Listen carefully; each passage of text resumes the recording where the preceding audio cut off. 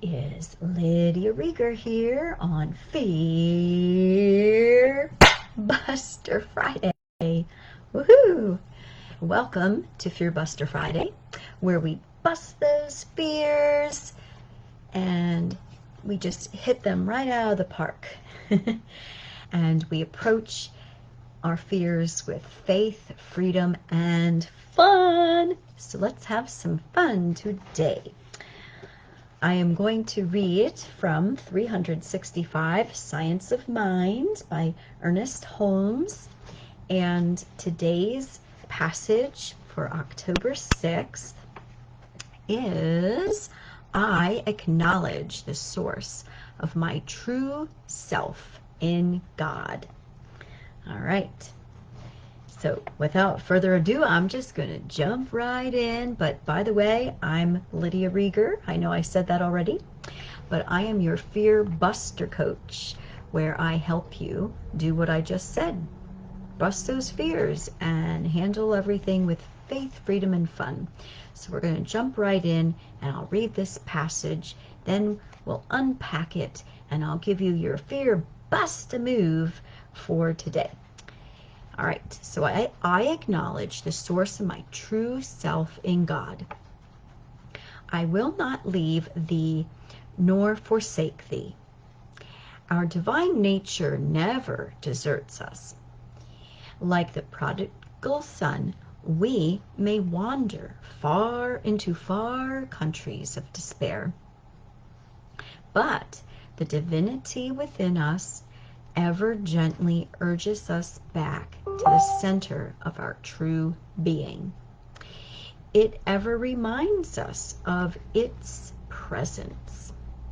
Today, I acknowledge this true self, knowing that it will instantly supply me with whatsoever things I need.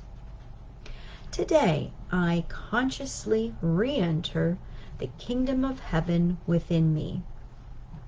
I sit at the table of the Lord and partake of the divine banquet, the wine of spirit and the bread of life.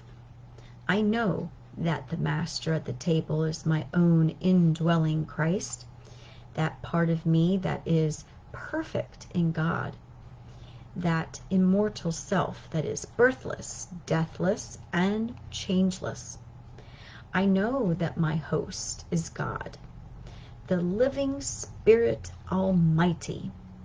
I live, move, and have my being in this divine presence. I'm just going to pause right there. There's one more paragraph. But I just love these passages because they will state something of truth, and then they will have us, when we're reading it, we're saying, I. And so it helps affirm these great truths in us, and it rewires anything that is, not on the right track. So I love that. Okay, last paragraph. In God there is life. In God there is peace. In God there is wholeness.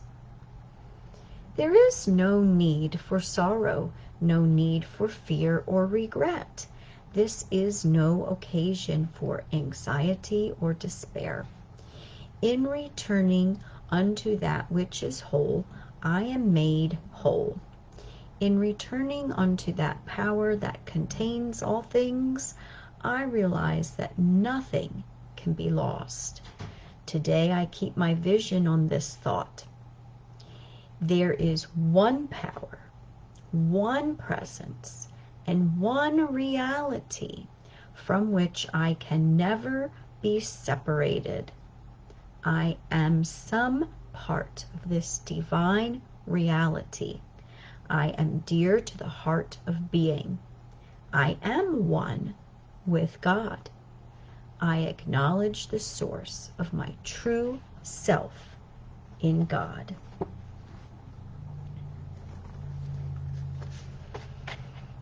It just feels good to read these passages. And even if you don't believe in God or Christ. You are life. That's right.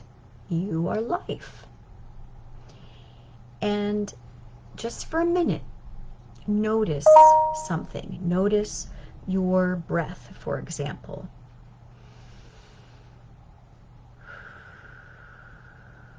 Notice that inhale. Notice that exhale.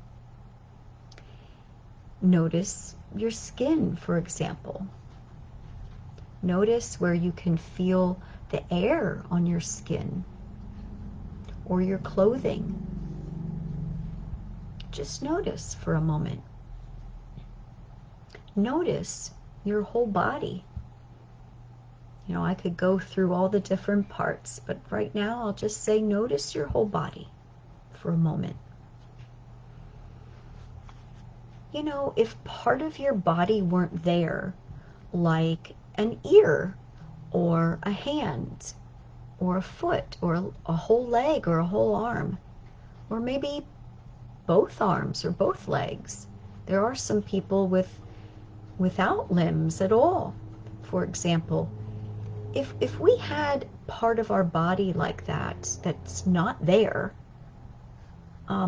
would we still be us?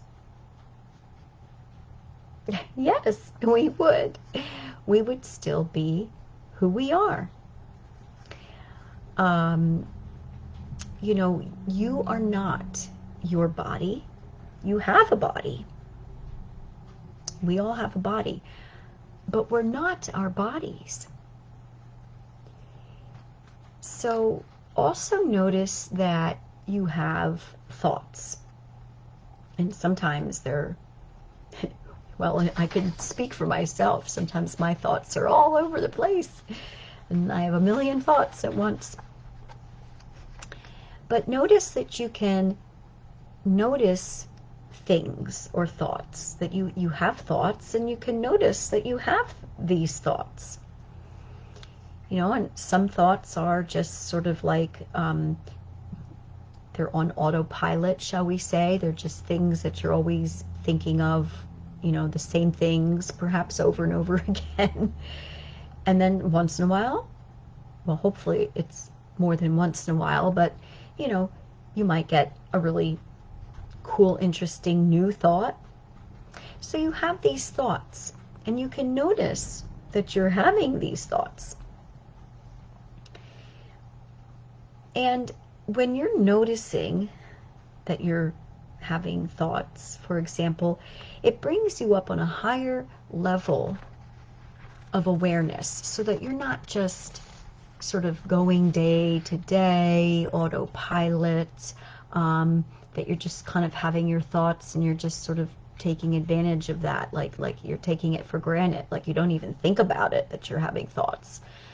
And you might treat your body the same way, that you know, you have a body, but you're not really thinking about it. You just eat mindlessly, you know, and go to bed or wake up at whenever time you do that, you know, and you're not really paying much attention perhaps to your needs as you know, having a body. So we can really, you know, take for granted these thoughts in our bodies. And it reminded me, like when I started thinking about that, I thought, yeah, it's sort of like when that happens, we're in sort of like this trance or autopilot state. So why is this important to you to notice these things? I believe that if you acknowledge your source, what this book, you know, the passage I just read, explains that you are one with your source, that to acknowledge your source is very important. So what if you acknowledged your true source? And whether you call it life or God, whatever you call it, what if you acknowledged that you have it? You know, you do have one, and you can start getting on that higher frequency or wavelength, whatever you want to call it. But when you do that, when you start noticing what you're noticing you have thoughts, you have feelings, that you're not just having them sort of on autopilot, but that you're actually noticing, oh, I'm feeling this right now. Oh, I'm thinking that right now. Okay? So once you start really noticing and becoming aware that you have these things, these thoughts or these feelings, that's where the magic happens. And that's where we can really make some positive changes. That's where our dreams can turn into reality, when we're really noticing these things. So, your fear bust-a-move today is to start noticing what you're noticing. Now, and of course, start with acknowledging that you have a source. You're one with your source. You might feel very much removed, like you have traveled into that darkness away from the source for a while, but know that it's still there. It's still with you. Amen for that, right? But it is, and you just need to do a little something to remember that and to spark what you're going to do next. So what do you do next? You start noticing what you're noticing. But how do you do that? You can simply try to catch yourself, when you are thinking a thought, when you're feeling a feeling. You can get curious and go, I notice that I'm feeling sad today, or whatever the feeling is. I'm noticing some tension, maybe a little anger. I wonder, where did that come from? Get curious about it instead of just plowing through your day, trying to put a smile on your face if you're feeling really grumpy. But just go, I'm curious. Where did that come from? Or, oh, I noticed that. Oh, I'm noticing this thought. That's interesting. And just really get curious with it and have some wonder about it. And, you might take it a step further, like, I wonder, like, especially if it's something maybe no, I don't believe that all so-called negative thoughts are bad. It's just something to notice and see, if you want to shift that. But because a lot of times the quote negative really helps us become aware and helps us with this noticing, and it's there for a reason. And so whether it's quote good or quote bad, we're just noticing and getting curious about it, like, and then the next step is like, okay, what can I do? Or do I want to do anything? Or I wonder if I did such and such, maybe if I want to shift this, what could I do? And it's just a noticing, and it's just a wondering. And that is your fear bust to move. And why is that important? Because I think it helps everybody, no matter who you are and no matter what you're doing. It helps you to get to that higher level awareness, because we really aren't just these animals going throughout our day. I mean, sometimes we are just sort of like on autopilot, and we're just trying to get things done because we know that they have to get done. But what if I'm wondering, what if we became more aware, and then we realized, oh yes, I have this goal, I have this dream, and I'm noticing this, and how can I get there? And I wonder. You see, it opens up doors, it opens up more possibilities.